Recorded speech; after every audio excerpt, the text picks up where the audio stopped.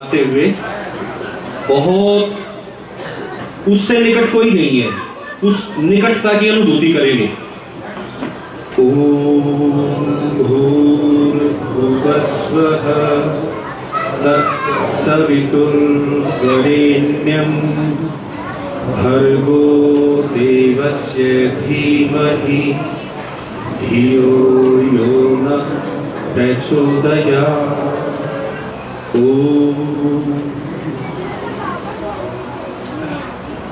पूज्य आचार्य जी, स्वस्थ विद्वत मंडल,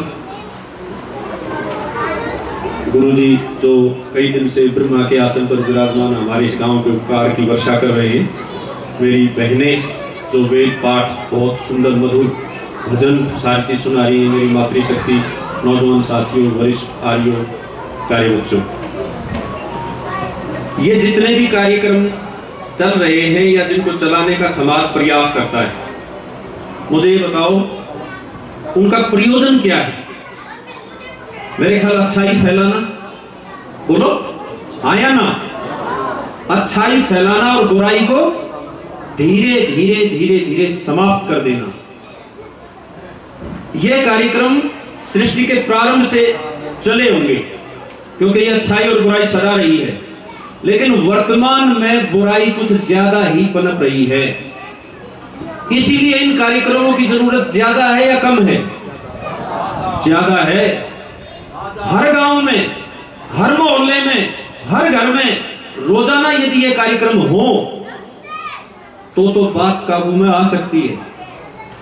और हमारा बचाव का तो मोर्चा एक, मान ले ऐसी साला कितनी होगी, पूरे बोर गांव में भी एक, तो क्या मेरे ख्याल 30, 40, 50 हजार लोगों का गांव है ये बोर।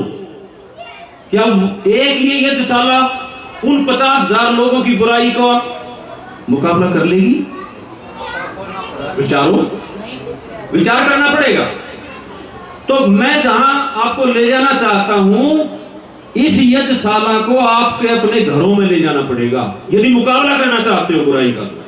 और यही इस कार्यक्रम का असली लक्ष्य है।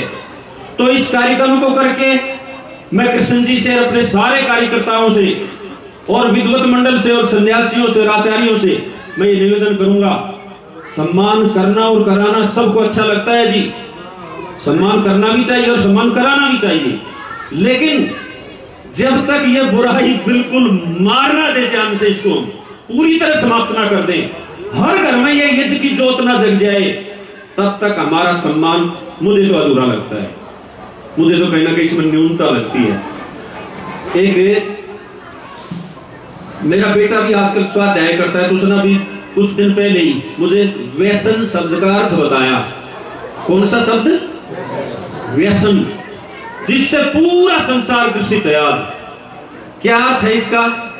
अब वो व्याकरणाचार्य तो व्याकरण के हिसाब से व्याकरणाचार्य बताएंगे, लेकिन उन्होंने मुझे जो समझाया कि जो अन्य जगह व्यस्त कर दे, दोहराओ अपने मुंह से,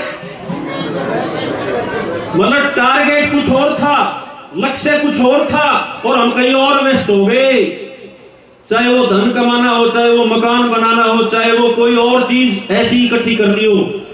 यदि आप अपने समय को मुक्ति की ओर लगा रहे हैं, मुक्ति की ओर खर्च रहे हैं, मुक्ति की ओर आप लगे हुए हैं, तो आप व्यसनी नहीं हैं।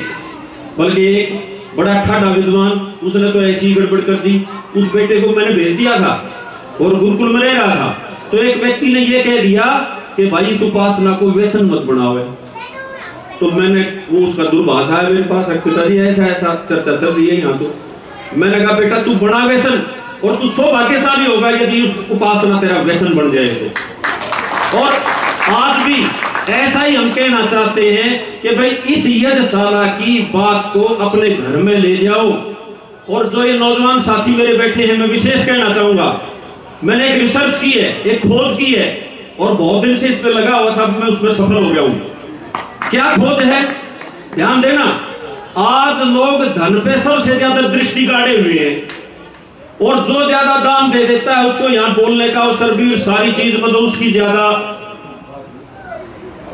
ओम ओम ओम। अभी बोलेंगे नहीं, अभी मेरे से पहले एक वक्ता आए थे, मेरे बड़े थे, मेरे सम्मानीय हैं, तो मैं इनसे यह भी निवेदन करूंगा कि कोई भी सिद्धांत विरुद्ध बात यदि यहां से बोल दी जाए अनजाने में ही बोलता है व्यक्ति, तो दूसरा समय किसी ऐसे व्यक्ति को दे दे जो उसको छलनी बना दे, मतलब उसकी दूध कहते हैं ना, नून रह जा, राई रह जा, कुछ ऐसा खेल है ना, मतलब अच्छी चीज बचा ले और जो गलत बात कह दी गई थी, जैसे कई धर्मों का जिक्र किया था कि धर्म तो अनेक हैं, सब धर्म अच्छाई की ओर ले जाते हैं। हमारे गुरुजी ने वेद की बात आपको बताई थी, 5 कसौटियां हैं जिससे वेद का ज्ञान इस संसार में मनुष्य जाति के लिए एकमात्र मार्गदर्शक है, और कोई वेद का ज्ञान के अलावा ईश्वरीय ग्रंथ है ही नहीं। वो क्या 5 कसौटियां हैं? एक तो समय वाली तो गुरुजी ने बताई थी, मैं और थोड़ी सी आगे बात बढ़ा दूं कि जो ग्रंथ एक भी असत्य लिए हुए हो, जिस ग्रंथ में एक भी असत्य हो, एक भी गड़बड़ की बात हो, तो वो ईश्वर की बात नहीं हो सकती, क्योंकि ईश्वर तो 100% सत्य पे आधारित है, और वेद चुनौती देता है कि वेद में सारी बातें सत्य आधारित है। दूसरा, विज्ञान सम्मत होना चाहिए। धार्मिक ग्रंथ जो है कैसा होना चाहिए? साइंस के अनुकूल। वेद चुनौती देता है कि वेद में कोई भी बात अनसाइंटिफिक नहीं है, साइंटिफिक है सब कुछ। तीसरा, वो ईश्वरीय ग्रंथ माना जाएगा जो पूर्णता को लिए हुए हो। किसको लिए हुए हो? अधूरा ना हो, और अन्य ग्रंथ तो अधूरे से भी अधूरे। वेद ही संसार में मनुष्य जीवन की जितनी आवश्यकता है उन सब को पूरा करता है, उस सारी विद्या को समाहित किए हुए है। तो ये बुराइयां आए ही ना, उसका एक रास्ता है। मैं आपसे ये निवेदन करूंगा, और इस यज्ञशाला पे जैसे आप सब ने आहुति भी दी, तो आहुति दी तो वह संकल्प क्या लिया? एक संकल्प ये ले लो कि हम राम को मानते हैं, कृष्ण को मानते हैं, माता सीता, सावित्री, रुक्मिणी, कौशल्या, अनुसुईया, अनुभव, घोषा, गार्गी और उनको मानती है। तो हम उनके मानने वाले जब बनेंगे जब उनके जीवन का अनुकरण करेंगे, जब उनकी दिनचर्या को अपने घर की दिनचर्या बनाएंगे। बोलो माता हाँ या ना? बनाना चाहिए ना। तो सीता रोज हवन करती थी, रुक्मिणी रोज हवन करती थी, कौशल्या रोज हवन करती थी, अंजना रोज हवन करती थी, रामकृष्ण, हनुमान आदि हमारे पूर्वज भी रोज हवन करते थे। तो हमें घरों में करनी चाहिए या नहीं करनी चाहिए? यज्ञशाला पे करके आप छुट्टी मत पाओ, अपनी पीठ मत थपथपाओ, हमने बहुत बड़ा काम कर दिया। घर पे करोगे तो ये बुराई काबू में आएगी, क्योंकि बुराई बहुत ज्यादा फैल रही है। एक बात, और उसमें अपने बच्चों को बैठाओ। और दूसरी बात, रोज परमात्मा का ध्यान किए बिना बुद्धि नहीं बढ़ेगी।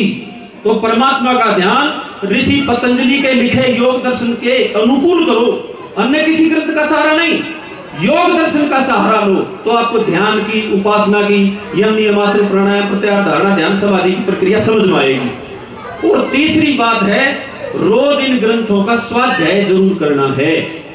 ये 3 काम अपने घरों में शुरू करो तो हमारा ये कार्यक्रम सफल है। तो जो लोग कहते हैं कि हम इससे सहमत हैं और आप रोज प्रयास जरूर करेंगे घर जाके इसको करने का, तो हाथ उठा के स्वीकृति दो जरा। सच्ची बात है ये, हाथ तो सबने उठा दिए जी। नहीं, यूं तो यहाँ 50 लोग बैठे हैं। एक मैं निवेदन करूंगा कृष्ण जी से, 200 रुपए के खुले पैसे ले आए, 10-10 रुपए के, और यहाँ बच्चों से एक केवल 5 मिनट का कार्यक्रम चलेगा जिसमें 10 वर्ष से नीचे के बच्चे भाग ले पाएंगे, और कोई भाग नहीं लेगा। और उसमें बेसरकारी समाजियों, गुरुकुल के वो सारे भाग लेंगे। मैं प्रश्न पूछूंगा, जो उत्तर देगा उसको 10 रुपए तुरंत देने हैं, केवल 5 मिनट और लूंगा। छोटे बच्चे करीब 10 वर्ष से कम के वो भाग लेंगे, तुरंत होगा तो ज्यादा बढ़िया है। नहीं, यहाँ भी बैठे हैं। अच्छा, 50 रुपए तो आपके खर्च करवा के जाऊंगा मैं। अच्छा जी, राम के पिता का क्या नाम था? 10 वर्ष से नीचे के बच्चे बताएंगे। आजा बेटा आजा। अच्छा भाई, दूसरी बात पूछूंगा, बोलो नैनो, कोई हाथ ध्यान दें। हाथ उठवाओ। श्री कृष्ण की माता का क्या नाम था? हाथ उठाओ। गलत, ठीक कौन बताएगा? कृष्ण की माँ का नाम नहीं पता आपको? तीसरा प्रश्न, हाँ बोलो। कृष्ण की पत्नी का नाम रुक्मिणी था बेटा, यशोदा उसकी मौसी थी भाई। नीचे से उतर आया होगा ना, नीचे से उतर आया है, ये नकल मारी है, ऐसे इनाम नहीं मिलेगा भाई। एक और पूछूंगा भाई, ये बताओ सीता के पिता का नाम क्या था? छोटे बच्चे बताएंगे। दोनों दिया उत्तर, दोनों को 10-10 मिलेंगे, दोनों को। इस बेटी को हमारी बुआ दिलाएगी बोल के, इसको 10 रुपए दो। एक और बस, एक और थोड़ा सा, एक प्रश्न और है भाई। भगत सिंह के पिता का नाम क्या था? भगत सिंह के पिता का नाम क्या था? छोटे बच्चे बताएंगे। कोई हाथ उठाए? कोई नहीं है। छोटे बच्चे, आप बूढ़े भी बच्चों के समान हैं। ठीक बात है। अच्छा, मैं ये निवेदन इसलिए करना चाहता हूं कि जितने भी मेरी माताएं बैठी हैं, जितने मेरे बुजुर्ग बैठे हैं, रोज आधा घंटा शाम को अपने बच्चों को दिया करो, और इस तरह का इतिहास उन्हें पता होना चाहिए, ताकि यहाँ आके इनाम ले सके। और आगे पूरे 200 रुपए का ये जब भी कार्यक्रम होगा, यहाँ क्विज होगा, हर बार होगा, अपने बच्चों को यहाँ जरूर ले। धन्यवाद, नमस्ते।